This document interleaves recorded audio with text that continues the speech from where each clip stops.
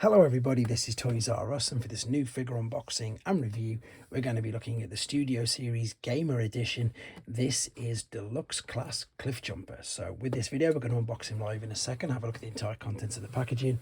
We'll have a detailed look at him in both of his modes, help you decide how you want to display him. We'll see how he looks and fares up against the original owner of the mould, Bumblebee, and of course we'll bring in some of the other, in fact the rest of the gamer figures which have been released already. So quite a bit to get through with this video, so I'd like to remind anybody who's not subscribed to this channel, if they'd like to hit that subscribe button for me now please. And also let's have a quick look at the box before we open it. So this is obviously an image of him, I believe, how he looked in the game. I have to confess I never played the Fall of Cybertron game or War for Cybertron, even though I really did want to. So there he is in his robot mode there. It's something I'm going to have to get around to doing, to be honest, because it does look spectacular. We can see he's going to take 21 steps to transform, because it is, of course, just a red deco of the Bumblebee mode. Now, as I'm opening him up, I need to thank Robot Recruits, the online store, which is where I purchased this from, because they got him out to me nice and safely. So let's make sure I don't cut the box open there, which I think I might have just done by accident. Oh well, let's open this up and see what sort of a background he's got. So again, it's going to be one of the scenes from the game. I'll find out exactly what it is before we go on to the next part. There's the instructions, and pretty much it looks like he's got exactly the same accessories as Bumblebee as well. I will double check that obviously, but as you can see I need to set them free and I'll come right back. Okay, so I've just set him free from the packaging and it's time to do some first impressions, but before we do that I need to very quickly correct myself. I did say obviously in the first part that it's just a straight up redeco of Bumblebee, but there is a different head sculpt as well, which you can see there. We'll have a little bit more of a detailed look at that in a bit, but let's first and foremost just have a look at Cliffjumper. So as we expect, the head sculpt, you know, it is really detailed, to be honest, and it does move around. This is stiff. All of these figures are really stiff. It'll go all the way around as far as it can there before it's restricted, and there's no looking up or down, but you can go left and right. The shoulders are on ball and sockets. They'll go all the way around. They'll go out to the side. There's a swivel at the bicep. There's a bicep flexion. There's no wrist swivel, because you can see that's part of the transformation. There is a waist swivel. The hips will kick all the way out and all the way back. With the knee bend as well, you can go past the splits point as well. And then he's also of course got the knee tilts, not knee tilts, the ankle tilt and rock as well. So the color scheme on him looks really good. If in my opinion though, I wished, and I know some people don't like it, but with the original figure they had a little bit of translucent plastic where they had it for the blades, and I wished again that they'd have perhaps put them in with this. Yes, the original figure, as you can see, was quite a bit bigger, but we'll again have a look at that in a bit more detail later on in the video. The paint apps on him tend to work really well. I do like the wheels on the side of the arm and the way that they're all covered under there.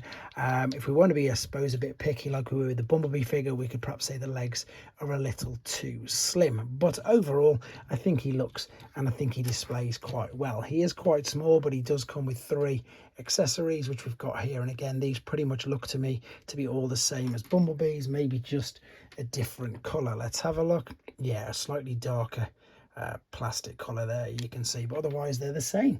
So there we go. What we're going to do now, we're going to have a look at his alternate mode, then come back to see him in his robot mode, and of course do all of the comparisons and display ideas as well.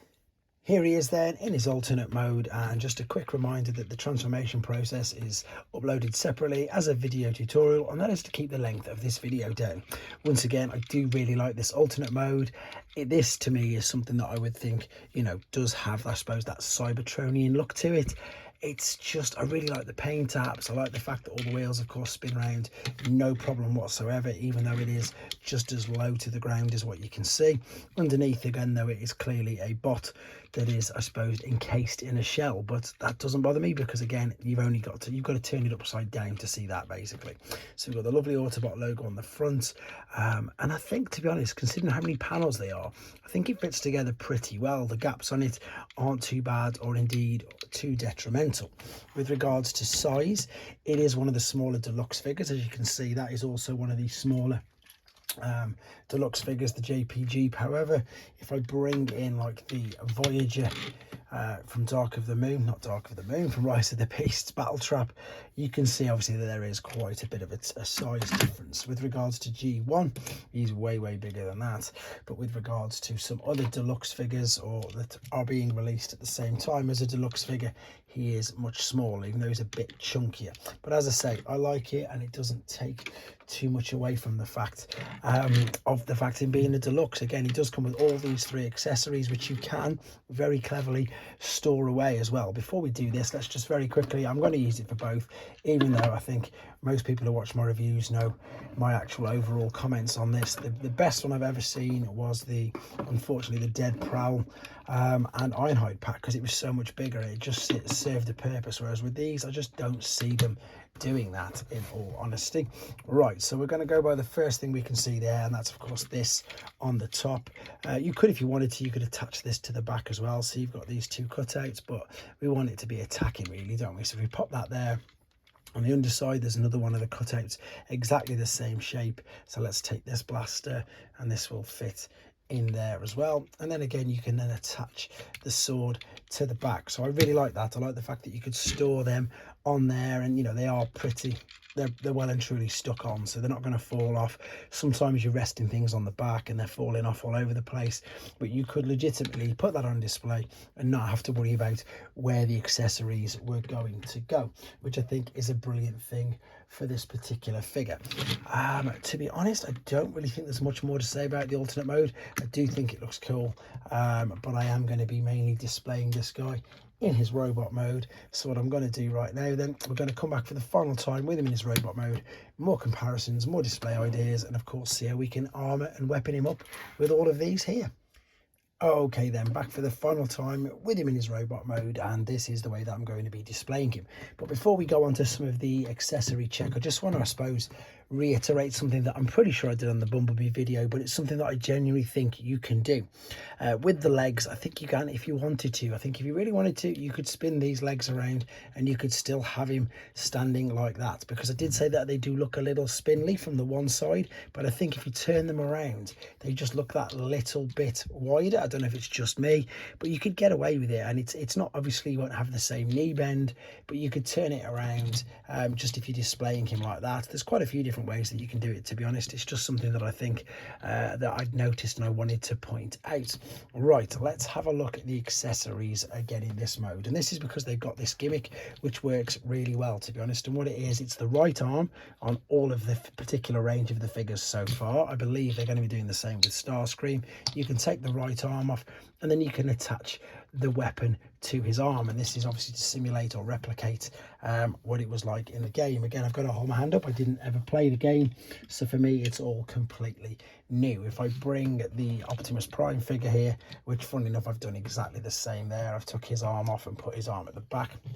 You can do the same. You can even put his huge gun on 2 little Cliffjumpers here. I'm saying that now and I've not practiced it. Oh, you can.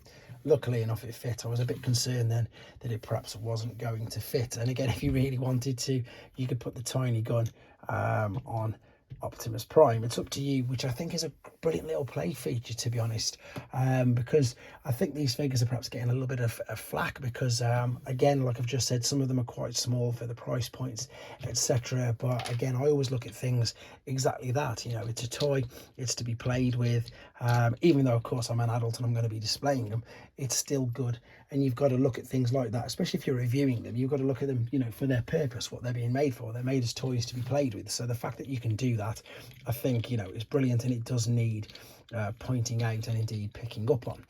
If you just want to put some of his normal accessories, we can pop a sword in his hand. Where can I attach this? Let's have a quick look. That's obviously only going to go there by the looks of it, so we could store it on his back for now. And then I think this one might be the same, to be honest. Yes, it is. I can't seem to see, unless I'm missing something. Please don't be afraid. If you want, pull me up in the comments if I'm missing something. What am I missing out? Let me know, because then I'll learn myself.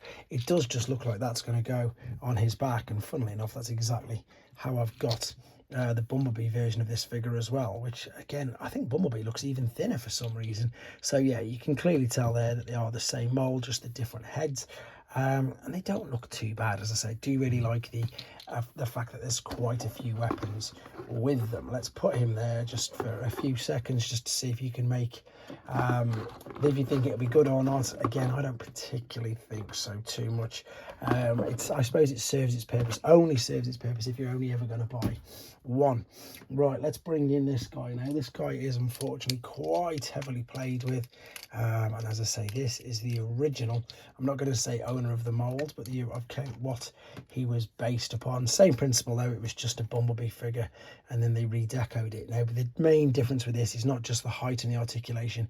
I've already pointed out some of the translucent plastic that this one had on the wheels, and of course in the blades and on the wheel arches, but also that he didn't come with any other accessories. He just had this tiny little gun, which funny enough you could hide away in vehicle mode as well. They've both got, I suppose, similarly irritating transformation processes, but I mean the biggest thing is obviously look at the size difference between the two of them. Right, that's him done. I suppose just because we've got a few of the other, I've got a few other figures here if you want an idea, I suppose, of scale and size. He is a deluxe figure, even though he's a bit small. He's not, not all of the deluxe figures are in fact huge, which you can see there. There's a few of them which scale pretty well with him. Again, with regards to G1 figures, there's an Optimus Prime. And I've got a Bumblebee here as well, the original G1. So you can see that he's going to fall over. Typically, he's pretty big. He's not as big as, of course, the old leader. Let's move him out of the way. I've got another Optimus Prime. This is a core class figure, again, just to give you some ideas of the scale and size of this guy. I'm literally smashing up the whole review station here, knocking everything over. There's another Voyager, and then very quickly I'm going to bring in that. Before I bring in all the rest of the gamers figures, you can't even see him. That's how big the leader class figure is. He's got to go way out the way. So he is, he's a little small for a deluxe figure, but he's not too bad. Right, let's just do some other figures. So third-party company figures before I bring in all of the gamers. There's a Doctor Wu Sandstorm. There is, he's just just about to fit on. There's a Trailbreaker from Magic Square. There's a New Age Optimus Prime, and there's an Iron Factory Mirage. So as you can see, as you'd expect, he's much bigger than all of them. The main purpose of that is just for people who don't collect mainline and they only collect these. They've got an idea of the size. Last thing to do with this then is bring all these guys in. The only problem I think I've got is they're not all going to fit. So at the state of play, obviously not including Starscream, although he's been fully revealed now. This is the Gamer Edition Studio Series lineup, and I'm not going to be able to get Optimus Prime in because he's just too big, and they're a bit chunky, these figures, and they do take up quite a bit of shelf space. That's not a negative thing. It's just unfortunately a fact, and as you can see, I can't even get 5 of these right now on screen so you can see them all together, unless maybe that's worked. There you go, that'll work for now. So there you go, there is the Gamer Edition Cliffjumper. I suppose it depends how much you like the games, how much you like the character, whether you want to get one of these. I think they look pretty cool, to be fair, and I can't wait to see, apart from Starscream, how many more of the figures we do get in this toy line. Let me know what you think in the comments, guys. Take care.